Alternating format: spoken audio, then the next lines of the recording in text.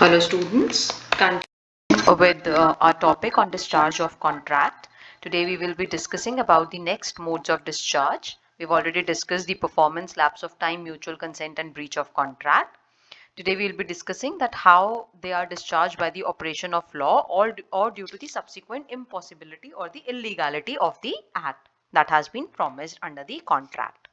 So we talk about the operation of law in case there is death of the promisor and the contract is such that it is of personal nature wherein the service has to be provided by the promisor only. Say for example, you have hired an artist for drawing a portrait, or you have hired an artist to perform on the stage and that artist dies. So on place of that artist, on behalf of that artist, their legal representative cannot fulfill that contract. It is of personal nature. The contract is of personal nature. So in this case, if there is death of the party, then the contract stands discharged. If the contract is of non-personal nature, wherein the presence of promisor is not important, then the rights or the liabilities of the promisor of the deceased person will be passed upon to their legal representative. In case of insolvency, if any of the parties has been declared as insolvent, right insolvent का मतलब होता है जिनके पास कुछ भी पैसा नहीं बचा है, ठीक है, जिसको हम हिंदी में कहते हैं दिवालिया निकल गया, ठीक है. So those parties, if any of the party has become insolvent and the court has passed an order regarding the same, then any liabilities or debts that were there prior to this declaration of this person as insolvent will stand discharged. Okay, because now that has come to the court. So the court will decide कि कहाँ से उनकी property से जो payment हो सकती है, that is done. But that person will no longer be personally liable for giving away their debts or for paying over their debts. This death and insolvency again gets covered in subsequent impossibility or illegality also, because if a person has died when the contract is of personal nature, or if one of the parties has become insolvent, then this is a kind of a subsequent impossibility कि जब आपने contract enter किया तब वो valid contract था, तब वो contract ठीक था, लेकिन अब वो subsequently over a period of time वो act कर पाना impossible हो चुका है because of various reasons. So one of those reasons is death and insolvency of the parties. Within the operation of law, there is a point of merger. Herein they say the merger here means the merger of contracts. Okay? It's not talking about the merger of companies. It is talking about the merger of contracts. So herein we say that if say there is a new contract that has been entered into which gives one of the parties higher rights than what he or she was having in the previous contract, then through the operation of law, this stands to be discharged.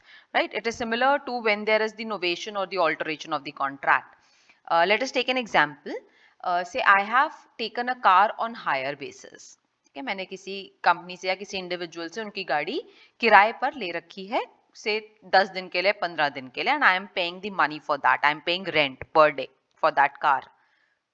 Now with in these 15 days, so on the 10th day मैं उनसे बात करती हूँ कि मैं चाहती हूँ कि मैं गाड़ी खरीद ही लूँ आपकी, and that person also agrees. तो ऑल्दो वो रेंट वाला कॉन्ट्रैक्ट अभी चल रहा था, वो 15 days का कॉन्ट्रैक्ट था, 10th day पर मैंने कहा कि मैं आपकी गाड़ी खरीद रही हूँ और मैं उनको पेमेंट कर देती हूँ, गाड़ी मेरे नाम पर हो जाती है. तो जो बाकी के बचे हुए 5 दिन हैं, अब उसके लिए मुझे उन्हें रेंट देने की जरूरत नहीं है, क्योंकि वो वाला जो कॉन्ट्रैक्ट है वो ऑटोमेटिकली खत्म हो गया, एक नया कॉन्ट्रैक्ट बन गया है. There is a novation contract जो हमने म्यूचुअल कंसेंट में भी पढ़ा था. So under operation of law हम उसे मर्जर कहते हैं कि जब मुझे एक सुपीरियर राइट मिल गया, वो गाड़ी ही मेरी हो गई, तो अब मैं उस पर रेंट पे नहीं करूंगी, तो जो हमारा पुराना कॉन्ट्रैक्ट है वो ऑटोमेटिकली डिस्चार्ज हो जाएगा. Last under the operation of law is unauthorized material alteration. जब हमने म्यूचुअल कंसेंट में ऑल्टरेशन का पॉइंट पढ़ा था, तो हमने कहा था कि दोनों पार्टीज मिलकर किसी एक टर्म कंडीशन में या ज्यादा टर्म्स एंड कंडीशंस में कुछ चेंजेस करते हैं, मेजर टर्म्स एंड कंडीशंस में कुछ चेंजेस करते हैं, तो उसे हम ऑल्टरेशन कहते हैं, और वो वैलिड है. वो वाले नए ऑल्टरेशन जो है वो अब इन प्लेस आ जाते हैं, वो कॉन्ट्रैक्ट का पार्ट हो जाते हैं. लेकिन यहां पर हम कह रहे हैं अनऑथोराइज्ड मटेरियल ऑल्टरेशन, यानी कि एक पार्टी की नॉलेज के बिना दूसरी पार्टी कुछ ऑल्टरेशन कर देती है टर्म्स एंड कंडीशंस में, and it has to be a material alteration which means an alteration which has a major impact on the contract. इस तरह का कोई ऑल्टरेशन करती है और अनऑथोराइज्ड है क्योंकि दूसरी पार्टी का कंसेंट नहीं है। अगर दूसरी पार्टी का कंसेंट है फिर वो म्यूचुअल कंसेंट के ऑल्टरेशन के पॉइंट में आ जाएगा। यहाँ पर किन के बारे में हम बात करेंगे? When a major alteration has been made in the document of the contract by one of the parties without taking the consent of another party. This will lead to the termination of the contract क्योंकि दूसरी party के knowledge के बिना ये alteration की गई है, और जिनकी नॉलेज के बिना ऑल्टरेशन की गई थी they can sue the other party in the court of law. So this is about the operation of law.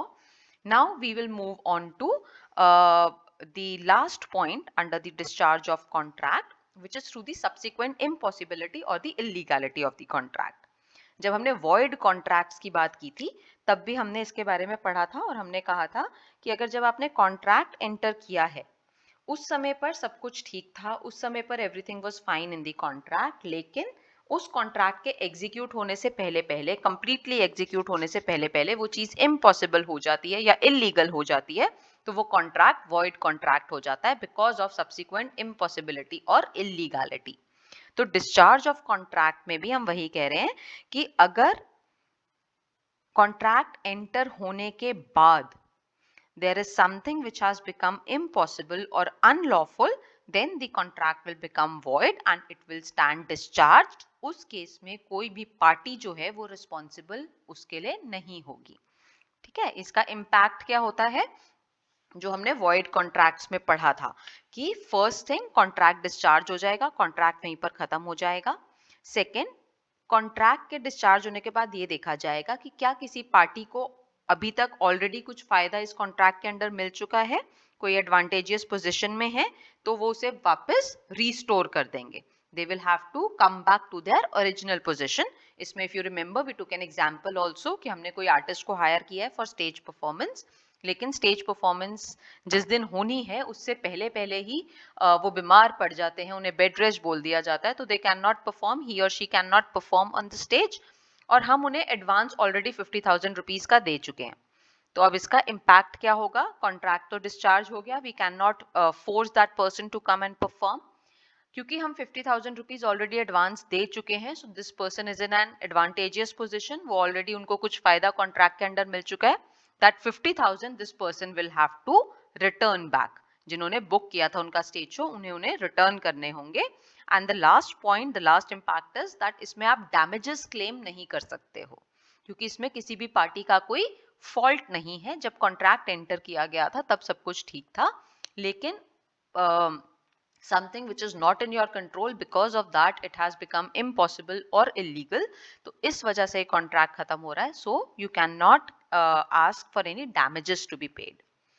Now if you look into your book, there are certain points given that in what cases it will be taken as supervening impossibility and what are the cases which will not be covered as supervening impossibility.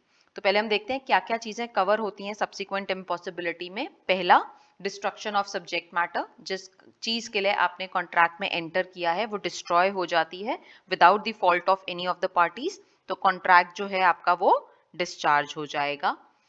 Then is failure of ultimate purpose. यहाँ पर ये कहा जाता है कि कुछ state of matters ऐसे हो गए कि जिस पर्पस के लिए आपने वो कॉन्ट्रैक्ट एंटर किया था अब वो पर्पस इम्पॉसिबल हो गया है without the fault of any of the parties, right? So this impossibility should be to such an extent, the alteration in the circumstances should be to such an extent कि आपका पूरा contract का purpose ही खत्म हो चुका है, सिर्फ कोई माइनर चेंज हुआ है, उसको उसकी वजह से हम नहीं कहेंगे कि आपका डिस्चार्ज हो गया कॉन्ट्रैक्ट, बट कुछ मेजर इम्पैक्ट ऐसा आया जिसकी वजह से ऑल टुगेदर आप वो पर्पस अब अचीव ही नहीं कर सकते हैं, then it will come under the failure of ultimate purpose point. There is a case law related to this which is Krell versus Henry, and generally इसको जब केस लॉ को कोट किया जाता है या इसके बारे में बात की जाती है तो इसे कोरोनेशन केस भी कहा जाता है. What happened in this case was that Henry was a person he hired a room in London. It's the law. It's a case of way back where when you know the kings and everything used to be there. और London के जो king हैं, king Edward 7 जो हैं, उनका procession निकलना था, coronation procession. Basically जिस दिन उनको किंग बनाया जा रहा था, जब उनको क्राउनिंग सेरेमनी जो होती है उसे कोरोनेशन कहते हैं। So when his crowning ceremony was there, king की क्राउनिंग सेरेमनी, वो प्रोसेशन जो है एक रास्ते से निकलना था पूरा। तो हेनरी ने उस रास्ते में एक रूम बुक करवाया, ठीक है, थ्रू क्रेल। क्रेल का वो रूम था, वो हेनरी ने बुक कराया सो दैट उसकी विंडो से वो प्रोसेशन को क्लियरली देख सकें। और उन्होंने क्रेल को बता दिया कि मुझे इस दिन के लिए ये रूम चाहिए, मैं आपसे बुक कर रहा हूं, क्योंकि यहाँ से किंग एडवर्ड की प्रोसेशन निकलना है, कोरोनेशन प्रोसेशन निकलना है, and I want to witness it from this particular room. Fine. So the room was taken on hire. अब जिस दिन वो प्रोसेशन निकलना था उस दिन वो कैंसिल हो गया, वो नहीं निकल पाया because the king fell ill. ठीक है, जो किंग है वो बीमार हो गए, प्रोसेशन पोस्टपोन कर दिया गया। तो जो हेनरी है वो ऑब्वियसली अब उस रूम को यूज नहीं कर सकते थे, क्योंकि उनका पर्पस जो रूम यूज करने का था वो खत्म हो गया था पर्पस। तो जो हेनरी हैं उन्होंने कहा कि मुझे अब ये पर्पस ही नहीं रहा यहाँ पे रूम कुछ लेने का आज की डेट में, तो इसलिए I am not paying rent, I won't be able to use it. तो क्रेल जो है जिनसे रूम लिया गया था, उन्होंने हेनरी पर केस फाइल कर दिया कि मुझे आप रेंट दिलवाओ, हमारा कॉन्ट्रैक्ट साइन हुआ था। तो कोर्ट ने क्या होल्ड किया, कोर्ट ने कहा कि हेनरी जो है उन्हें रेंट पे करने की जरूरत नहीं है, because the contract has been discharged because of the failure of ultimate purpose. उन्होंने आपसे बताया था कि वो किस पर्पस के लिए रूम ले रहे हैं, जब वो पर्पस ही नहीं रहा तो this leads to the frustration of the contract, or because of the subsequent impossibility, and that is why the contract stands discharged and Henry need not pay any kind of rent. Then if there is any change of law or if there is any legislative intervention which can lead the contract becoming illegal, ये भी हमने पहले बात करी है कि आपने कोई कॉन्ट्रैक्ट साइन किया था, कोई आपने कहा था कि मैं ये गुड्स इंपोर्ट करके आपको सेल आउट कर दूंगी, आपने एक पार्टी के साथ कॉन्ट्रैक्ट एंटर किया कि ये इंपोर्टेड गुड्स मैं आपको सेल करूंगी, तब तक वो कॉन्ट्रैक्ट वैलिड था। लेकिन जब आपने इंपोर्ट करने थे गुड्स, उससे पहले लॉ में कुछ चेंज कर दिया गया, कुछ एक्ट में चेंज कर दिया गया और उस पर्टिकुलर प्रोडक्ट का इंपोर्ट बैन कर दिया गवर्नमेंट ने। तो अब ये सब्सिक्वेंट इलीगैलिटी है, अब वो इलीगल हो जाएगा अगर आप उसे इंपोर्ट करते हो, so you can not do it. So this is the change of law और लेजिस्लेटिव इंटरवेंशन। अगर उसकी वजह से इलीगल हो जाती है कोई चीज, then the contract stands discharged. Then there is a point of outbreak of war, जो हम ऑलरेडी डिस्कस कर चुके हैं कि अगर कोई एलियन एनिमी है उनके साथ आप कॉन्ट्रैक्ट एंटर नहीं कर सकते हो। ठीक है, तो एलियन एनिमी कोई ऑलरेडी है उसके साथ तो आप एंटर ही नहीं कर सकते। What would happen if when you entered the contract it was perfectly fine, लेकिन आपके कॉन्ट्रैक्ट के डिस्चार्ज होने से पहले, उस कॉन्ट्रैक्ट की परफॉर्मेंस से पहले पहले आपकी और उस कंट्री के बीच में वॉर डिक्लेयर हो जाती है या वॉर स्टार्ट हो जाती है, तब क्या होगा? अगर कोई कॉन्ट्रैक्ट इस वॉर स्टार्ट होने से पहले एंटर किया गया था तो उस पर्टिकुलर कॉन्ट्रैक्ट्स को पोस्टपोन कर दिया जाता है और ये कहा जाता है जब तक वॉर चल रही है तब तक वो कॉन्ट्रैक्ट नहीं फुलफिल हो सकता, उसके बाद देखा जाएगा। It may be revived after the war is over, हो सकता है वो कभी भी रिवाइव बाद में ना हो। तो अगर वो कभी भी बाद में रिवाइव नहीं होता है, this can lead to discharge of contract, और at least till the time war is going on the contract stands discharge, तब तक कॉन्ट्रैक्ट जो है वो पोस्टपोन हो चुका है, उस ड्यूरेशन में आप उस कॉन्ट्रैक्ट को फुलफिल नहीं कर सकते हैं। And the last point under this is legal impasse. Legal impasse का मतलब समझ लेते हैं. It is a situation when there are two or more government authorities involved, and there is a kind of a backlog in their minds. There is this kind of things going on between these government authorities, due to which they are not able to come to any solution, and because of this a party is not able to perform the contract. Okay, there is a term which is used over here, public private partnership projects. So basically when a private company enters into a partnership with one of the PSUs, with one of the government agencies to do some project that is known as public private partnership projects. यहाँ पे आपको एक case law भी given है which is DDA, Delhi Development Authority versus Kenneth Builders and Developers Limited and others. So what happened in this case was, if we'll understand through this case, it will be clear कि legal impasse का मतलब क्या है. Kenneth Builders जो हैं, उन्होंने एक contract enter किया DDA के साथ, ठीक है, under this public private partnership project. और उन्होंने क्या करना था, DDA ने उनको लैंड दिया और उन्होंने वहां पर बिल्डिंग बनानी थी, उन्होंने वहां पर घर बनाने थे, Kenneth Builders and Developers ने. Now what happened was that the government of Delhi, the state government of Delhi, the government of National Capital Territory of Delhi and the Delhi Pollution Control Committee, ये दोनों जो हैं ये भी government bodies हैं. इन दोनों bodies ने एक इशू रेज किया और ये कहा कि ये जो लैंड है इस पे फाइनल से DDA का नहीं है. DDA कैन नॉट डिसाइड कि यहाँ पर क्या बनना है और क्या नहीं बनना है, ठीक है. तो अब इन तीनों पार्टीज के बीच में, जो तीनों ही पार्टीज गवर्नमेंट की हैं, DDA, ठीक है, then your government of national capital territory of Delhi and Delhi pollution control committee, तीनों गवर्नमेंट कमिटीज हैं. इन तीनों के बीच में आपस में सेटलमेंट नहीं हो पा रही कि फाइनली क्या करना है, ये किसका लैंड है, कौन इस पर डिसीजन ले सकता है, what can be done, what can not be done. Due to this the Kenneth Builders could not take their contract forth, ठीक है, क्योंकि Kenneth Builders ने तो वहां पे घर बनाने थे. अब जब आपस में ही गवर्नमेंट एजेंसीज में ही सुलह नहीं हो पा रही है, वही आपस में डिसाइड नहीं कर पा रहे हैं, तो जो Kenneth Builders हैं वो अपना काम शुरू नहीं कर पाए. वो जो कंस्ट्रक्शन वर्क था जो बिल्डर ने करना था वो इम्पॉसिबल हो गया, ठीक है. DDA ने एक अपील फाइल करी कोर्ट में जिसको डिसमिस कर दिया गया और ये कहा गया कि जो डिपॉजिट आपने बिल्डर से लिया था, ठीक है, when you award a contract आप कुछ डिपॉजिट लेते हो, तो जब DDA ने Kenneth Builders को कॉन्ट्रैक्ट दिया था, उन्होंने कुछ डिपॉजिट ले लिया था उनसे एज अ सिक्योरिटी डिपॉजिट. तो उनसे कहा गया कि वो सिक्योरिटी डिपॉजिट आप बिल्डर्स को वापस करो, क्योंकि उनकी गलती नहीं है कि वो काम पूरा नहीं कर पा रहे. This is because of the legal impasse, right? This is because of a stalemate situation between the government authorities. So you return the money that you have taken from the Kenneth Builders along with the interest, so that they do not suffer a loss. This must be returned back to them. This is how the contract stands discharged because of the legal impasse. Now also there are certain specific points given wherein they say that when it will not be treated as subsequent impossibility. Fine.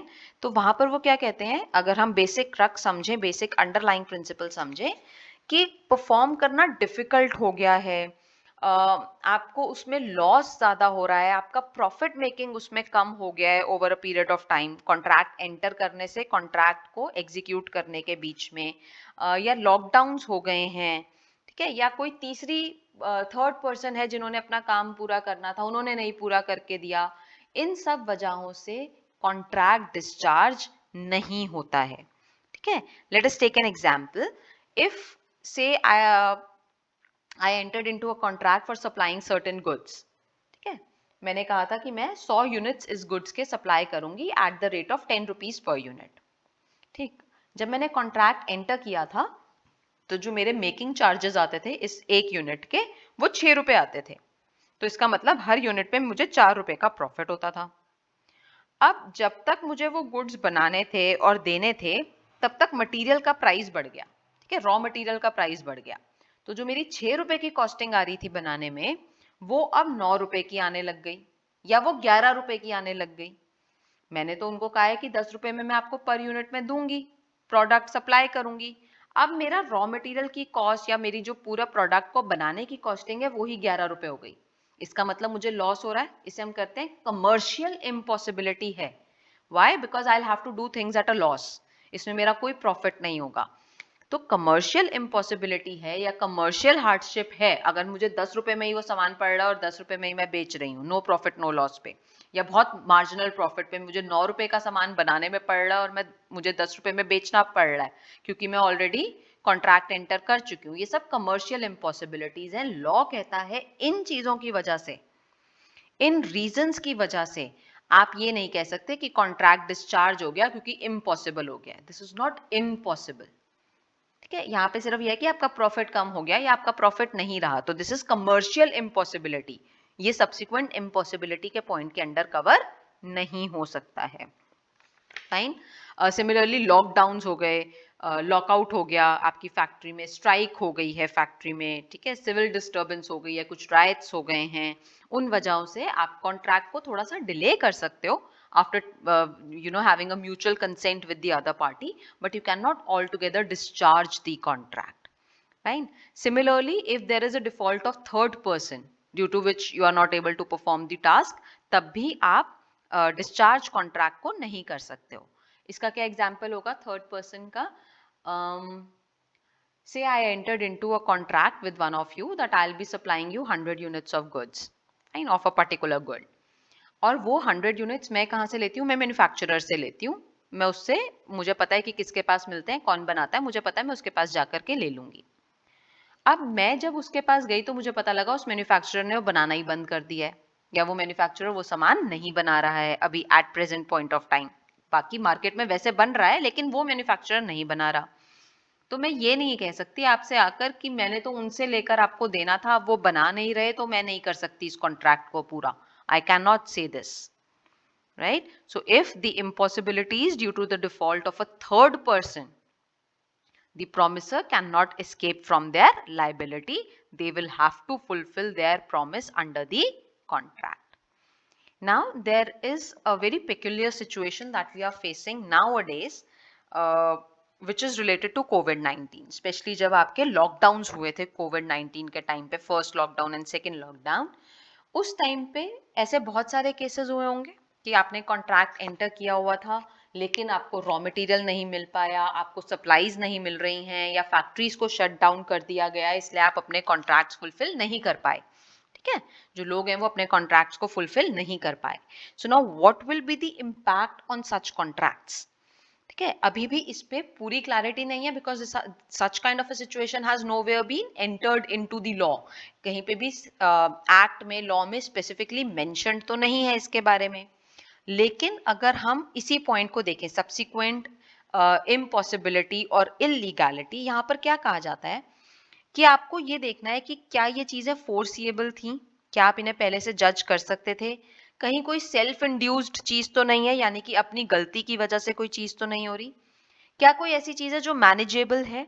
अगर इन points को fulfil कर रहा है तो वो subsequent impossibility के under नहीं आता।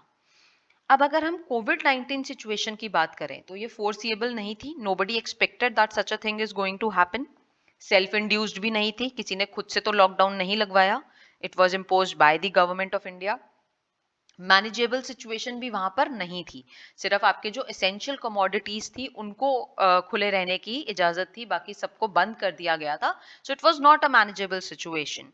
So here in it seems, अगर हम इन पैरामीटर्स पर देखें तो जो पैंडेमिक ने सिचुएशन क्रिएट करी, that should come under this supervening impossibility. However, again, because certain things were allowed, certain activities were allowed, तो इस तरह के अगर cases आते हैं, the court will have to see it on case to case basis. ठीक है, although generally obviously expect किया जाता है कि अगर इस तरह की जो सिचुएशन है ये तो थ्रू आउट वर्ल्ड थी, not only in India but through out world थी, तो अगर सबने केसेस डालने शुरू कर दिए तो नंबर ऑफ केसेस कितने फाइल हो जाएंगे कोर्ट में, कौन उन केसेस को सुनेगा? So ideally the situation should be that people should try to discuss amongst themselves, should try to reach a mutual consent and see कि कॉन्ट्रैक्ट को अगर आगे लेकर जाया जा सकता है, उसे पोस्टपोन किया जा सकता है, या आपको उसको डिस्चार्ज करना है विद म्यूचुअल कंसेंट, या किस तरह से उस पर बात करनी है, एक नया कॉन्ट्रैक्ट बना लेना है, टर्म्स एंड कंडीशंस को ऑल्टर करना है, that should be the best way out. लेकिन फिर भी अगर कोई केसेस फाइल होते हैं, then the court will have to see it on case to case basis. That brings us to the end of this chapter.